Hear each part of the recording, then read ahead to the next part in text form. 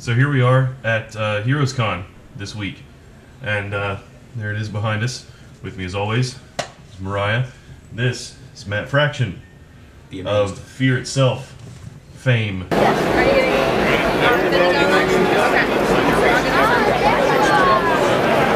That's awesome.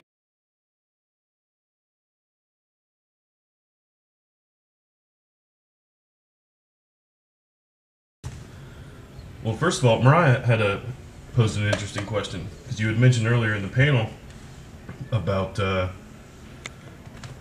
used to work at Heroes Aren't Hard to Find before you got into the industry. So, right. what was it you were saying? Okay, so we come from a small town. We got a small comic shop. Sure. What role does the comic shop play in this whole community we have? Going from that's where you started to being like one of the foremost creators.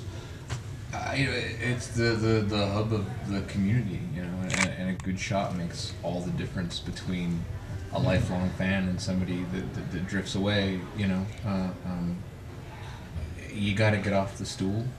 Yeah. When the dinger rings and someone comes in, you got to sell books. You got to know your customers. I see old customers here, people who I still remember, who still remember me. It's and it's a thing where the store that Shelton runs and the way he taught all of us was like, you got to get off the stool, and it's not your job to tell someone their taste is wrong. Yeah. It's your job to grow their taste and encourage it, to learn what they like and what else might you like, and can you go from this to this, and to keep them, keep them informed. You have to know what your product is. You have to know what's going on and be able to clue people into stuff. Now I'm in Portland. Yeah. And there are all kinds of amazing shops there. Yeah. And many of them wreck the bell curve for everyone else. Yeah. Where there are shops that if Marvel and DC went in business tomorrow, these guys wouldn't lose a wink of sleep because they sustain on other things. Yeah. And the ecosystem is diverse enough to sustain outside of the world of direct market every Wednesday sales cycle kind of things, big two superheroes. And that's our job to grow and cultivate that in great shops. That's what they do. It's not just we only do Marvel and DC. Yeah. But there is an entire diverse world of amazing books out there, and we're gonna get it all. It doesn't matter. You don't have to sell 100 copies every Wednesday. You sell one to that one kid that needs a copy of Love and Rockets, and you have changed a life, and you made somebody a lifer. We've been trying to do lately is gonna do a little series on the best comics you aren't reading. Yeah. I guess Shelton does book clubs now and stuff like that's a great idea. You make your store a hub of activity for part of the community. Yeah. You grow that culture. You grow the culture yourself. Yeah. You become the culture you want to have. You walk it like you talk it, and you dress the part. Fake it before you make it, or whatever. Right. Like you be what you want to. You be what you wish was there when you were growing up, and the rest will follow. That's why you started the shop in the first place. Our town needed it. Pretty much. It was great. There was nothing there, and it's just trying to do something that I love. We moved around a lot and traveled all the time, and every time I'd go to a new town, first thing I did was grab the yellow pages and pull out the comic. Where's the comic shop? And that was the first. I first came to Heroes in 1990. Nice. And look, there are dudes who were clerks when I was there. When I was just a customer. Yeah. There were dudes, and I've seen two of them here. That's great. And, you know what I mean? On top of guys I used to work with, and my old customers, all that stuff. So it's a very weird. This is your life kind of experience coming to the show. And in the current age of media and electronic media, and the health of the print industry right now, do you feel that the comic book shop is going to still play an important role 5-10 years from now? Yeah, as long as there's printed material, there'll be comics. As long as somebody can spend pennies, ultimately, to the return on investment that a comic makes compared to something like Avengers or The Dark Knight, we're gonna be just fine. Yeah. As long as there are printed materials, there will be comics. They might be astronomically expensive, and they'd be extraordinary boutique products, but they will always be. Although now anybody with a mobile device has a comic shop in their pants. Do you think that's going to hurt what we have now? No, I think it's going to grow it. I think it's going to grow it. I think everyone's looking for ways to include our retail partners and grow the whole industry. But things don't work. You run a shop. How many times have you cursed Diamond? Oh yeah, right. And the reason why Almost people haven't every walked week. out, people haven't, nobody's been abandoned yet. You know, everyone is trying to slowly grow everyone.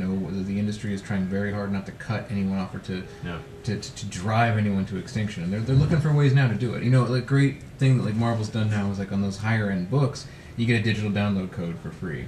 Yeah, I like that a lot. It's great. I love it's it. great. It Yeah. value adds. There's a reason why these books cost more now. Like, look, you get this thing. It's great. You can read it now. We'll get to where we're going, to where you own it and you can put it where we'll get there. Bag and board that, and then you don't have to touch it ever again. You can read it on, but you still own it. Yeah, like, and I did a thing in my book Casanova where I like reached out to pirates and like just let me know what's up. Like, what are you thinking? What are you doing? Did you buy Casanova after you downloaded it? Yeah. Every single person that wrote in said yes. No, this is extraordinarily anecdotal. Yeah. But I didn't get a single person that said, nope, I just read this digitally. I just download this and I don't. But I've always believed, it's like I worked a shop. I watched it happen. You get readers, you get browsers. I think that's what digital piracy is. There might be people who save those files and have it or whatever, but like it would be the equivalent of then someone coming and flipping through a trade paperback. It is not the same thing. We're a physical culture. We're an industry about the artifact. Nice. And the digital is it's just ones and zeros in the air. It's not real, but it's a convenience. And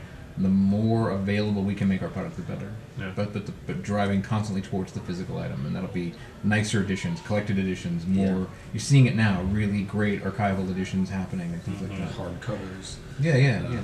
Great reprints and bonus material and that. Right. The new Francois Choitin, I think is how you say his name. Yeah. We're starting to do with Marvel with the AR stuff. Yeah. They have exploded and done like 3. It's amazing. It's a book about a train, but the AR stuff you do with that is staggering. And like, there you go. That's where we're heading. I imagine a future where there's a Marvel book where there's no longer, read blibby blab number 17 to see the yada yada, but you can pull out your phone and pull up the relevant scenes from a book and read, read this guy. I want to read who is he. Pull up a Marvel handbook page. You can read it. All that. We're getting to a place where the experiences are going to become this big, whatever this is, one of these things.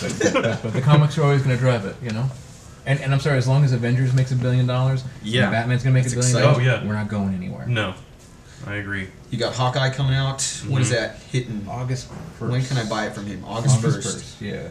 That'll be something to look forward to. Something else I wanted to ask you. What are you reading right now that you like? Oh, yeah. Do you have time to read? Yeah, I don't have much time to read. Anything that Benjamin Mara does, I pick up. Nice. I'm a huge Rose Hernandez fan, and I know they have a new Love and Rockets coming out at San Diego. I'm gonna have somebody grab me a copy.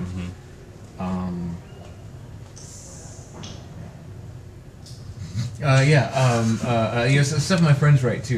I've been loving the stuff. Image has been very exciting lately. Yeah. A lot of really fun, fresh, vital work coming out of Image, which is great. Hickman's doing. Yeah. Hickman stuff is great. Project is fantastic. Yeah. All that. It's a fun time. But we're sort of gearing up for like a creative retreat, and we're coming through AVX and all these double ships. I'm sort of like at maximum capacity for anything right now. But I'm a little behind, but I hope maybe I'll get the banger on the floor a little bit and grab some stuff. Cool. Good. Well, thank you very much. Thanks, guys. We'll see you next time. Thank you.